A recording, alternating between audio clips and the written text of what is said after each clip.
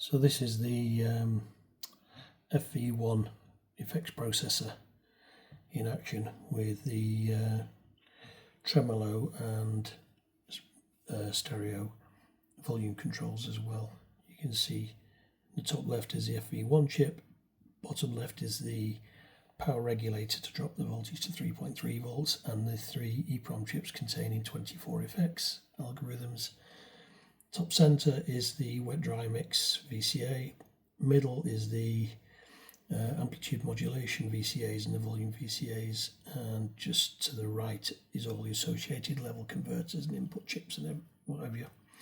So basically that's it, and it connects to the motherboard on a 40-pin connector, and all the signals are fed into that, and then you got stereo out to your amplifier. So at the moment I've got it set up. That's amplitude modulation from LFO2 and speed LFO2 up.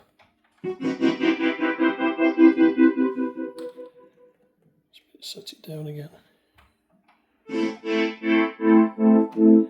And I can set the depth of LFO2, set it to 0 so it does nothing. Then we can go to LFO1. Obviously I've got two software LFOs on board.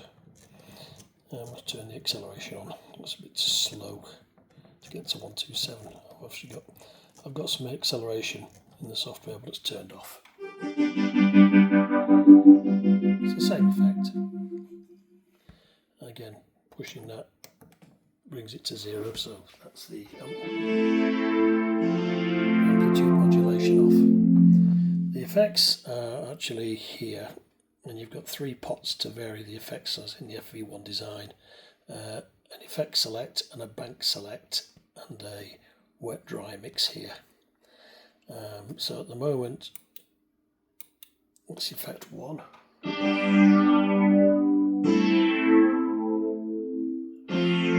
It's like a chorus reverb, but it's not very heavy. If you go through some of the other effects, it's like a flanging.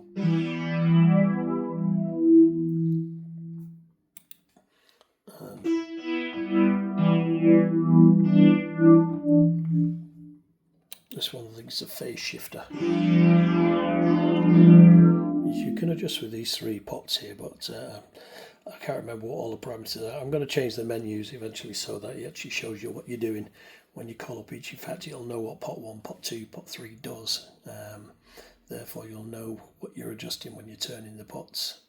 And also it'll name the banks, because I've got 4 banks of effects as well. These banks 2 to 4 are the external EEPROM. Bank 1 is the internal memories. Each bank contains 8, so that's 32 effects on board altogether. So I've sort of split them up into the internals, if reverbs and echoes, sort of like not rotary effects, but like phasers, flanges, choruses, that sort of thing. And then the final chip is rotary effects like Leslie's and ensembles and things. So you've got 4 banks to play with. So that seems to be working fine. I had a few issues with it. All the controls were going 0 to full power on a single turn for all the effects settings and the volume setting. So I've now sorted them out, and they actually go as they should do, 0 to 3.3 and 0 to 2 volts, and it's all working hunky-dory. So that's about it on that. I'm very happy with it. Worked first time. Besides the voltages here, the board actually worked perfectly. Maybe it was a bit too hot coming in from the filters. So you got 8 filters boards there, and the signal into the input of the effects unit was very, very bright and hard. So I dropped the feedback resistor of the summing amplifier to give me a bit more of an acceptable level, and it's nicer now. It doesn't distort, so I'm quite happy with that. So we're getting there.